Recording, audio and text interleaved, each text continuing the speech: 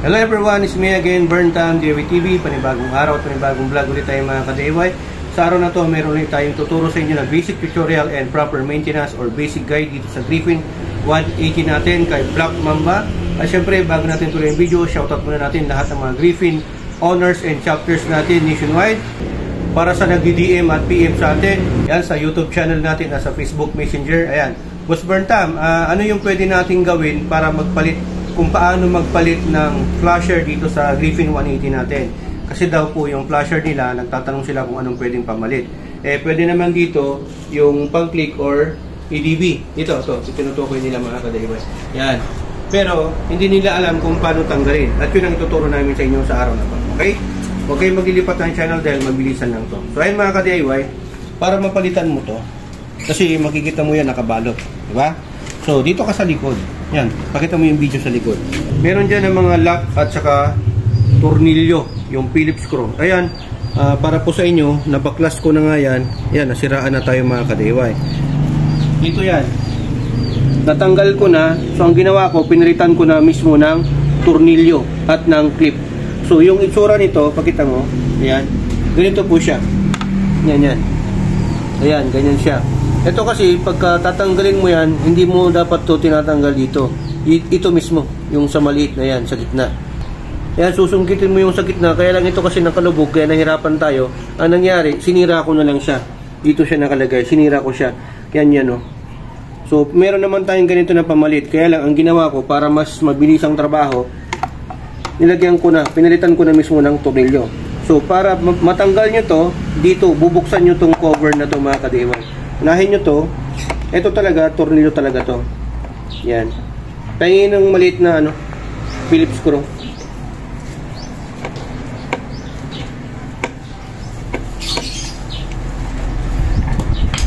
Yan. Maliit lang yan. Tapos, ito. Tanggalin din natin to. Kasi ito, nilagay ko na to. Mas maganda to para madaling baklasan kaysa yung sa plastic na lock. Yan. Okay? So pag natanggal nyo na yung tatlong tornilyo, tingnan yung ginawa ko mga ka-DIY. Nilagyan ko rin ng clip. Yan, Yan. So, yan, makikita nyo na siya.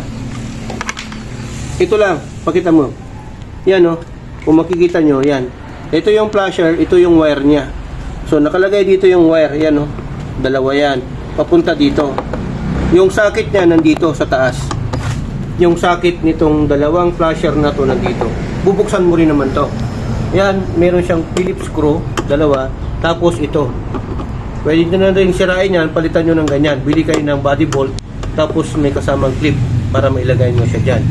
Okay? Nandyan yung socket niya. Ngayon, kung ayaw nyo nang galawin dyan, pwede nyo namang putulin dito yung wire. Pakita mo kita ba? Putulin mo yung wire dyan, tapos ikabit mo lang doon. Itap mo lang yung wire na nabili mo ng flasher. Ito, para mapalitan mo to, tanggalin mo lang to. Meron siyang size 10 dito or size 12 na nut. Yan, kita ba?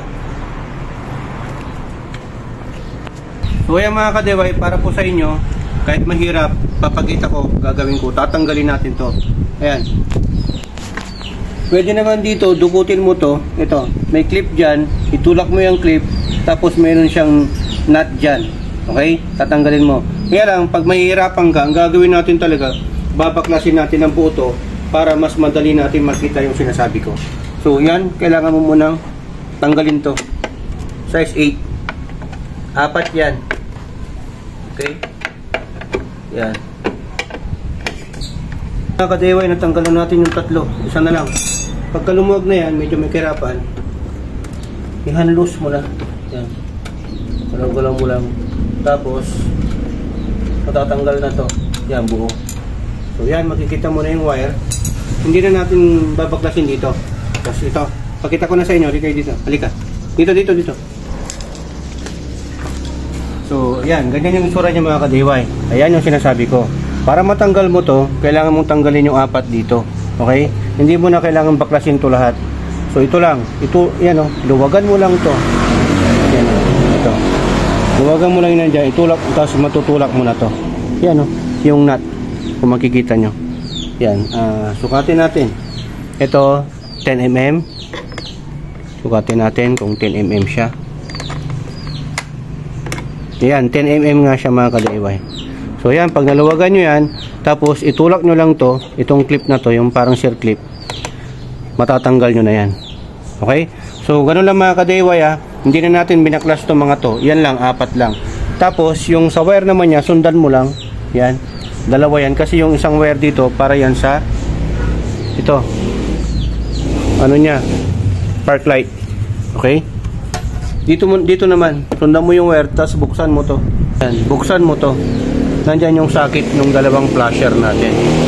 Para pagkapapalitan mo, bunutin mo lang yung sa socket, tapos ilagay mo lang yung socket ng nabili mo na flasher. Pero pag ayaw mo naman ng buksan na to, pwede mo naman ang putulin dito sa loob. Tapos idugtong mo na lang. Okay? So, ayan. Tapos, payaman lang din na nabuksan na natin to. Higpitan na lang natin. Dapat dito yung kailangan natin higpitan. Kasi lumuluwag talaga itong mga to. Ayan. Paano ba nasisira yung flasher natin, yung ilaw ng flasher natin mga ka-DIY? Dahil po yan sa moisture. Pagka maulan ng panahon, parang ganyan, no? May moist yan, no? Pawis, kumbaga, na hindi lumalabas. Yan, pagka nagkakaroon ng pawis yon, ang nangyayari dyan, magkakaroon ng corrosion. Kasi, water plus oxygen equals corrosion. Kakalawang yan. Okay? Yung moisture na yan na hindi nakakasingaw. Sa mga kasi sa mga ilaw at flasher ng sasakyan 4 wheels, meron siyang breather na kung saan may maliit na butas dito. Pagka nagkakaroon siya ng ganyan, lalabas lang yung pawis. Okay, dapat meron siyang breather. Ito kasi wala. Tapos ang nangyayari, napapasukan siya kasi yung sealant dito, baka yung seal dito mahina ang klase, kaya napapasukan siya ng moisture. Pero sakit talaga ng mga ganitong ilaw. Kaya ang gawin mo, pagka nagpalit ka, lagyan mo na lang ng kunting sealant para hindi siya pasukan. Okay? So, ganun lang mga ka-DIY. Tapos ito, ibabalik ko na lang to. 4 lang din na bolt. Yan. Size 8. Pagka naibalik na natin to, pagkatapos mong balik mo lang, may kabigatan ho ito. Sa pagbabalik, ganyan lang naman. So, ngayon mga ka-DIY, 4 lang na bolt yan na size 8. Okay? Gamit lang kayo ng wrench na ganito, yung T-socket. Kung meron kayo, medyo may kahirapan talaga to. Tapos pagka nailagay nyo yan, ganyan, higpitan nyo lang na maigi para hindi malaglag. Kasi sa bigat nito, ito lang po yung nagbubuhat niya. Pagka maluwag po yan, masisira po itong bracket ninyo. Tapos dito naman, yung sinabi ko sa inyo, na dati ito, ang style niya, may lock po siyang ganyan. Yan na lang po yan, yung parang, yan, clip. Tapos maglalak na siya. Kaya lang, nasira natin yan. Meron naman tayong pamalit niyan. So, ganyan po yung sinasabi ko ng mga clip mga ka-DIY. Ito kasi para naman sa sasakyan ko, sa mga 4 wheels. Pero, yan, no? May mga sizes po siya. Okay? So, ito, baka pwede ito. Tapos, ito, yung panlubog natin. Yan, try natin. Parehas lang yan. So, ganyan yung isura niya. Pagka ilalagay mo to doon. Pasok mo muna to. Tapos, isisiksik mo to. Yan. Para mag-lock siya dito. Kaya lang, hindi na natin ito ilalagay. Kasi mas gusto ko na mas makapit yung tornilyo. Kung gusto niyo yung ganito, bilhin na lang kayo sa Shopee or Lazada. Meron naman ganito. Okay? Push type retainer po ang tawag dito. Ulitin ko push type retainer kasi pinupush po yan. Okay? So, ganyan po yan. Depende na lang po sa mga sizes. Pero mas maganda itong ginawa ko. May clip kayo. Yan, pagkita mo dito ka sa kabila para mas makita nila. Ito, yung clip na to, ang gagawin mo na lang, pwede namang paganyan mo ilalagay. Yan. Pero sa akin, dito sa taas. Higpitan mo na muna yan. Higpitan mo ng ganyan. Tapos ilalagay mo dyan sa taas. Para mas makapit at hindi siya nahuhulog. Tapos itatapat mo lang to dyan. Okay? Yan, may guide naman. Pag naitapat mo na yan, ito muna. Ilagay mo dito para hindi mabali. Yan, itulak mo. Tulak mo itong isa. Yan. O, diba? Tapos pag nag-ano na yan, lagay mo lang yung tornilyo. Dito. Tapat mo siya doon sa clip. Pag naitapat mo na yan, saka mo siya higpitan. Yan. Ayan yung ginawa natin na diskarte. Mas mahigpit pa. Yan, no? O, diba? Tapos ilagay mo na rin yung mga tornilyo dito. So, ganun lang po yung diskarte mga ka-DIY kung paano ho magpalit or palitan yung flasher natin. Buksan mo lang to, itong cover na to, tapos tanggalin mo yung 4 na bolt dito na size 8. So, hindi ka na po magkakamali dyan.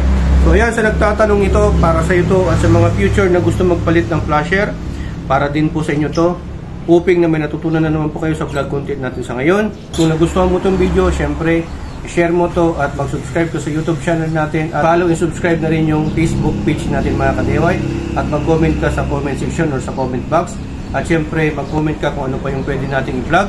At yun, kung gusto nyo nagayahin yung gagawin ko para hindi na magkaroon ng moisture or moist yung flasher natin, ang gagawin ko dito mga ka-DIY, dito yung soldering iron, bubutasan ko ng maliit dito, maliit lang, maliit na maliit para meron lang siyang hingaan. Okay? Or pwede naman na i-heat gun nyo yan or ipaaraw nyo pag hindi nyo ginagamit para mawala yung moisture nya.